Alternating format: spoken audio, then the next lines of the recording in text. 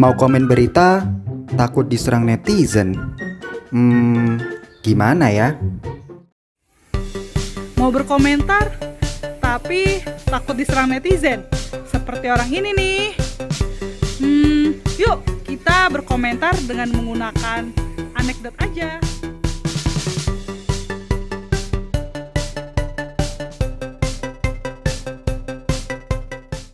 Halo, selamat datang dalam kelas daring bersama saya Bu Setia.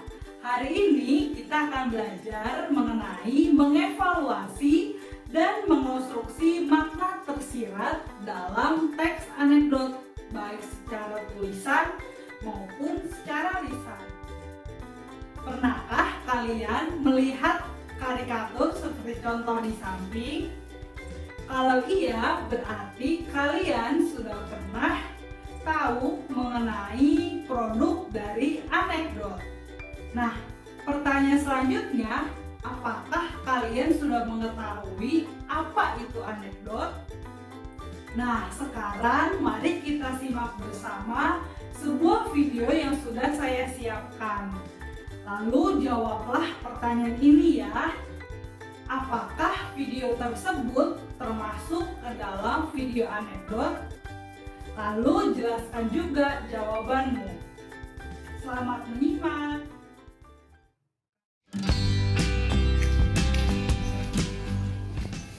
Eka, Hai Put, kenapa? aku ada tugas nih Tugas apaan? dari kelas jurnalistik. Nih, aku liatin tugasnya. Siapa pemeran yang paling penting dalam menulis berita?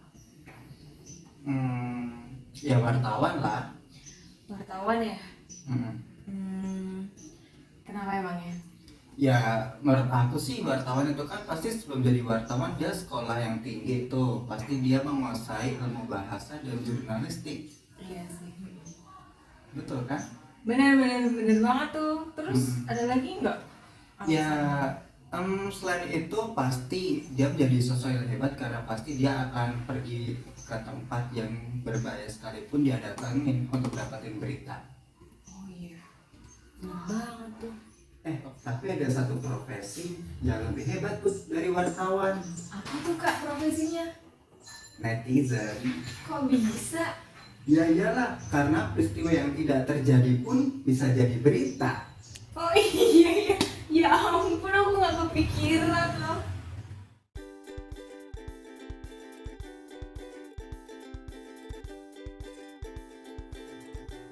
Bagaimana anak-anak? Apakah video tersebut termasuk ke dalam video anekdot? Nah, untuk tahu jawabannya, mari kita pelajari bersama tentang karakteristik teks anekdot. Yang pertama, yaitu inspirasi. Anekdot itu pasti mengangkat cerita tentang orang penting, bisa tokoh, pihak tertentu, maupun kejadian yang memang penting dan berdasarkan kejadian yang sebenarnya. Lalu yang kedua yaitu tokoh.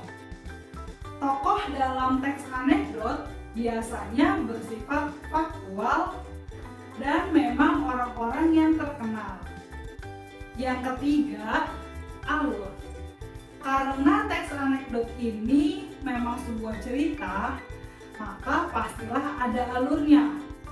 Alur dalam teks anekdot berupa rangkaian peristiwa, baik yang benar-benar terjadi ataupun yang bisa ditambahkan polesan-polesan sedikit agar cerita itu lebih menarik.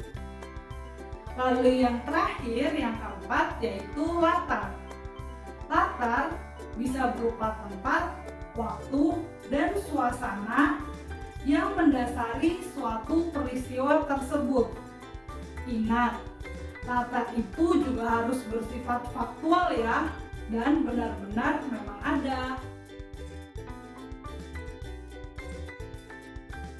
Sekarang mari kita bahas video yang sudah kita simak tadi. Berdasarkan karakteristik teks anekdot, yang pertama yaitu inspirasi.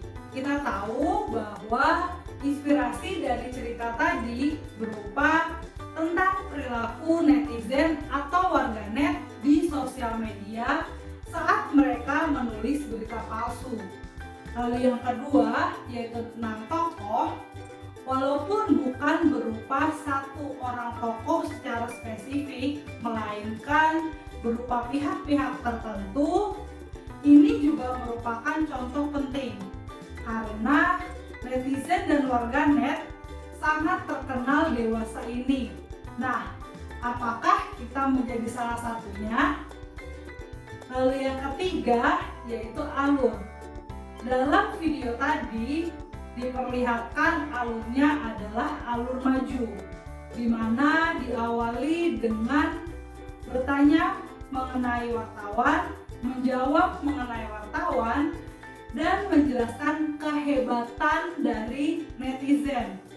Padahal kehebatan tersebut bukan merupakan pujian, melainkan sebuah kritik yang disampaikan kepada para netizen ataupun warganet yang suka membuat berita-berita palsu. Lalu yang keempat yaitu latar. Untuk latar waktu ada di masa sekarang. Selanjutnya untuk latar tempat ada di sekitar kita maupun di sosial media. Yang terakhir, suasana hati yang terbentuk yaitu rasa kecewa dan kesal akan perilaku netizen tersebut yang membuat berita palsu. Maka dari itu, dilihat dari karakteristik teks anekdot tadi, video yang sudah kita simak merupakan contoh dari anekdot. Seringkali orang menyamakan antara humor dan anekdot, padahal kedua hal ini jauh berbeda. Nah, untuk mengetahui perbedaannya, berikut saya akan berikan dua contoh teks. Ini adalah teks yang pertama, lalu ini adalah teks yang kedua.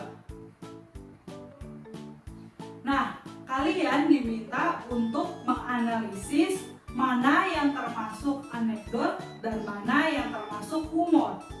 Berdasarkan yang pertama, berdasarkan ide cerita, yang kedua berdasarkan isi, yang ketiga berdasarkan fungsi, dan yang terakhir berdasarkan makna tersyaratnya.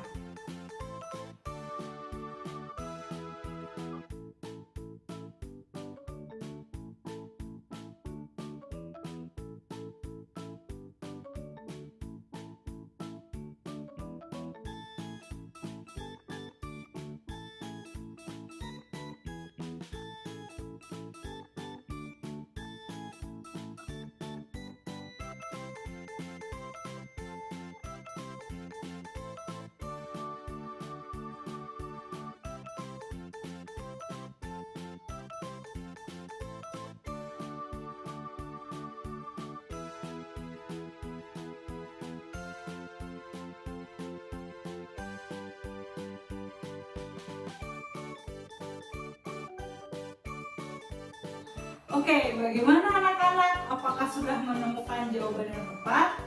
Nah, sekarang mari kita bahas bersama. Kita akan bahas berdasarkan aspeknya ya. Yang pertama yaitu ide cerita. Berdasarkan teks pertama yang judulnya Mau Gaji Besar dan teks kedua yang judulnya Profesi Anak-anak Penjual Kue, kita bisa lihat bahwa keduanya memiliki ide cerita sebagai peristiwa nyata yang pernah terjadi di masyarakat Indonesia. Selanjutnya untuk aspek kedua yaitu isi, di mana dalam teks pertama menyangkut masalah banyak orang, yaitu keinginan untuk mendapatkan gaji yang besar. Sedangkan dalam teks kedua isinya terkait masalah kehidupan sehari-hari sebagai seorang pedagang. Lanjut ke aspek ketiga yaitu fungsi komunikasi, di mana dalam teks pertama menyampaikan sindiran atau kritik secara halus kepada masyarakat. Lalu dari teks kedua yaitu berupa hiburan semata. Nah, makna tersiratnya dari teks pertama yaitu jelas sekali bahwa menyadarkan para masyarakat, khususnya masyarakat di Indonesia, jika ingin mendapatkan penghasilan atau gaji, kita harus bekerja. Sedangkan untuk teks kedua tidak ada makna atau pesan tersirat di baliknya. Jadi kita bisa tahu di sini bahwa teks pertama merupakan teks anekdot, sedangkan teks kedua berupa humor. Nah, kita sudah sampai pada bagian kesimpulan. Jadi, makna tersirat anekdot berbeda dengan sindiran dan kritikan. Sindiran dan kritikan lebih mengarah pada tujuan yang ingin disampaikan oleh penulis anekdot. Dalam video anekdot yang berjudul Lebih dari Wartawan, kritik yang disampaikan ditujukan kepada oknum netizen atau warganet yang suka menulis berita palsu dan ikut menyebarkannya. Tujuan yang ingin disampaikan tentu bukan hanya menyindir para oknum warganet tersebut yang dengan mudah menulis berita palsu tanpa mengobservasi dan memahami fakta sebenarnya. Akan tetapi jauh lebih dari itu, yaitu agar para oknum netizen sadar bahwa membuat dan menyebarkan berita palsu akan berdampak buruk dan menimbulkan keresahan pada masyarakat.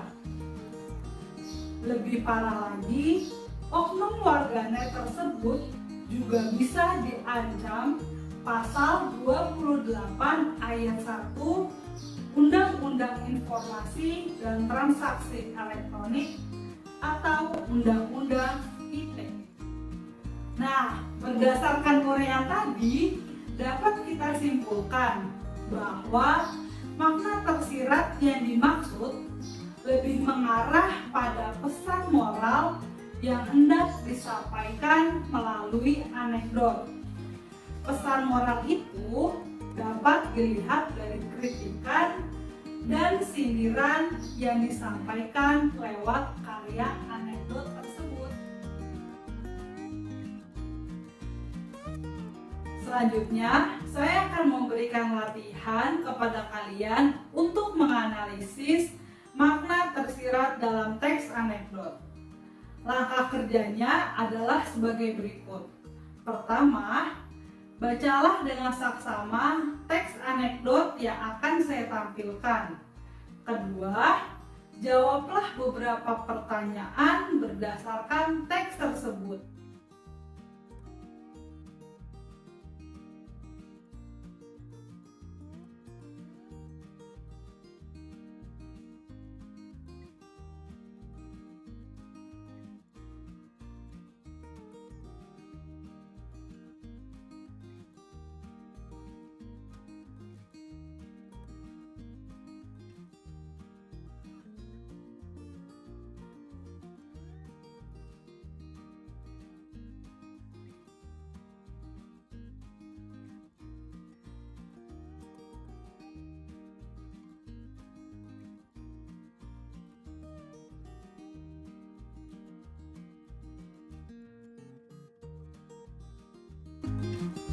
Sekian video pembelajaran kita kali ini tentang teks anekdot.